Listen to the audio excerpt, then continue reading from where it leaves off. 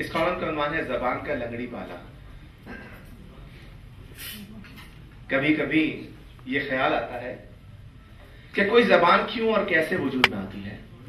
सबसे पहले हुरूफ, हुरूफ से अल्फाज, अल्फाज से जुमले, जुमलों से पैराग्राफ और पैराग्राफों से मज़ामीन किस तरह और किसने तख्लीक किए होंगे। किसी जबान के वजूद में आने से लेकर उस जबान की तरक्की और तजवीद का जो काम जारी रहता है वो किस तरह अमल में आता है। सारी दुनिया के लोग एक जबान क्यों नहीं है? क्या वजह थी कि दुनिया के लोगों को इतनी अक़साम की जबानों की जरूरत पेश आई?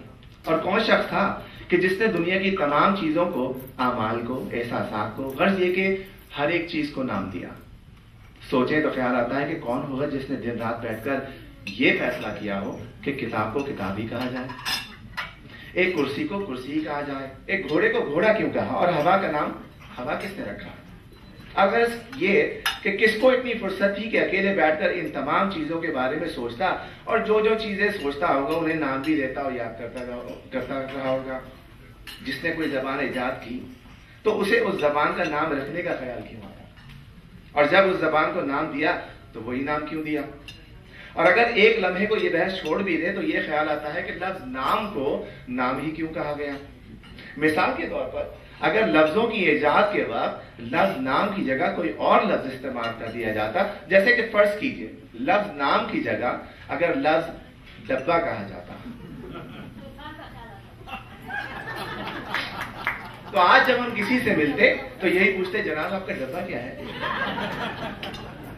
या ये कोई थाने में किसी का डब्बा दर्ज कराता तो कोई गलत काम करके अपने खानदान का डब्बा डुबो देता। किसी को किसी का डब्बा लेते शर्माती, कोई किसी का डब्बा लेकर याद करता, उसे रात भर नींद नहीं आती। माए या तो बच्चे की पैदाइश पर बच्चे को अच्छा सा डब्बा देती, या फिर चंगेज खान का डब्बा ले लेकर रात में बच्चों को डराया करती और सोने की तलकीन करती।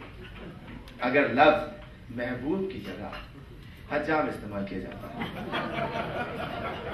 तो कैसा महसूस होता? जब ये कहते कि आज मुझे अपने हज्जाम की याद आ रही है, कोई कहता नजर आता कि दिल चाहता है कि अपने हज्जाम को बाहों में भर लूं। लेकिन अगर बाहों को थैला कहा गया होता तो कैसा लगता जब कोई कहता कि मैं अपने महबूब को थैले में भर लूं। और किसी का तो नहीं, लेकिन हमें अपना जरूर ये इल्म है कि हमें बहुत मुसीबत का सामना करना पड़ जाता अगर जिस्म के आज़ा के नाम भी मुख्तलिफ होते। अब दूर पहुंच जाए, यही मिसाल ले लीजिए कि अगर सर को मटका कहा गया तो रोज किसी बीवी के मटके में दर्द होता, किसी तालिब के मटके में कोई हिसाब का फार्मूला ना समाता, कोई गंजे मटके का मालिक होता तो किसी का मटका घूम रहा होता। कभी किसी बात का फैसला करने के लिए कुछ लोग अपने मटके जोड़कर बैठ जाते, किसी का मटका भेजे से खाली होता तो कोई अपनी औलाद को इस तरह मटके पर चढ़ाता कि वो औलाद दूसरों के लिए मटका बन जाती।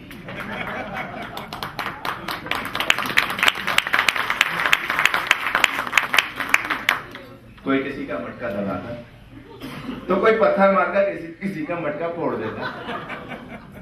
चले अब इस मटके को जिक्र को यहीं छोड़ देते हैं, वरना कहीं हमारे मटके माफ कीजिएगा हमारे सर में ना दर्द हो जाए।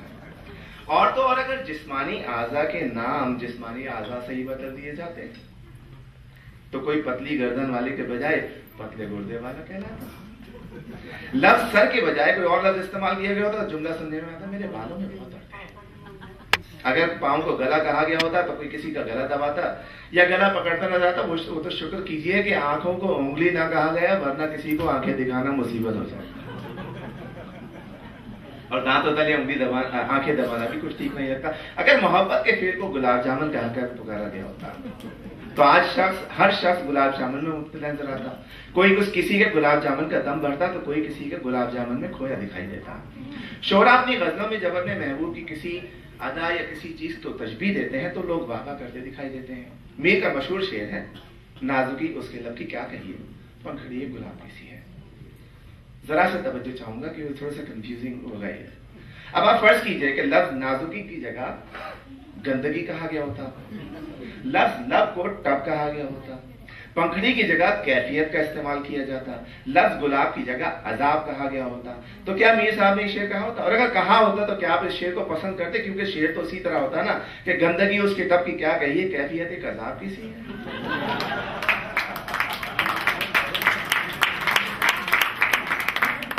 अल्फाज का चुनाव करते हुए अल्फाज चुनने वाले ने क्या सोचकर चीजों की तस्कीर और तारीफ का ख्याल किया, यानी उसको यह ख्याल क्यों आया कि किताब मुअन्नस ही क्यों हो, मुज़क्कर क्यों ना हो, कपड़ा मुज़क्कर क्यों हो, रोटी खाई क्यों जाए, खाया क्यों नहीं जाए, चावल खाए क्यों जाए, चावल खाई जा सकती थी, मजमून लिखा नहीं लिखी जा सकती थी, गजल कही या सुनी नहीं गजल कहा या सुना जा सकता था। वैसे हम कुछ ऐसे खवातीन हजरात को भी जानते हैं कि जिनके यहाँ कपड़ा फटती है, कुर्सी टूटता है, लड़का बात करती है, लड़की मुस्कुराता है। उर्दू जबान में बाज अल्फाज ऐसे हैं कि जिनको मुज़क्कर और मुअन्नस दोनों तौर से इस्तेमाल किया जाता है। मसलन हलीम खाया भी जाता है, हलीम खाई भी जाती है। अब ये और बात है कि हलीम पक्का या पक्की किस इलाके में, या किसी मर्द ने हलीम पकाया या किसी औरत ने हलीम पकाई। बर्फ घुलता भी है, घुलती भी है, दही जमता भी है, जमती भी है, नान खाया भी जाता है, खाई भी जाती है। मुअन्नस और मुज़क्कर का फैसला बाज़ औक़ात हालात पर भी मुनहसर होता है। यानी कि एक घर में बीवी मुअन्नस और शौहर मुज़क्कर है, तो हो सकता है पड़ोस के घर में बीवी मुज़क्कर समझी जाती है, शौहर बेचारा मुअन्नस है। हर जबान में इतने अल्फाज है कि बाज़ औक़ात इंसान दंग रह जाता है, लेकिन बाज़ औक़ात ये भी और हैरत होती है कि अल्फाज कम होने की वजह से बाज़ अल्फाज के दो मानी हैं, मसलन घड़ी, जबान, सोना वगैरह वगैरह। कभी आपने ये सोचा कि ऐसा क्यों है कि जो अल्फाज जबान में शामिल कर लिए गए थे वही एक जमाने से चले आ रहे हैं? ऐसा क्यों नहीं है कि जमाने के साथ साथ नए अल्फाज की जरूरत पड़ने पर हम दूसरी जबानों का सहारा लेने के बजाय उर्दू में नए अल्फाज शामिल करें, ताकि उर्दू जबान के अल्फाज मतरूक होने के बजाय जबान को तकवीयत हासिल हो और जबान मर न जाए। ठीक है कि उर्दू एक लश्करी जबान है, लेकिन इतना अरसा गुजर जाने के बाद कि अब तो कोई लश्कर भी दूर तक नजर नहीं आता, अब तो लश्करों की गर्द भी बैठ चुकी है। हमारे ख्याल के मुताबिक उर्दू जबान को लश्करी के बजाय सिविलियन की जबान कहना चाहिए। शुक्रिया।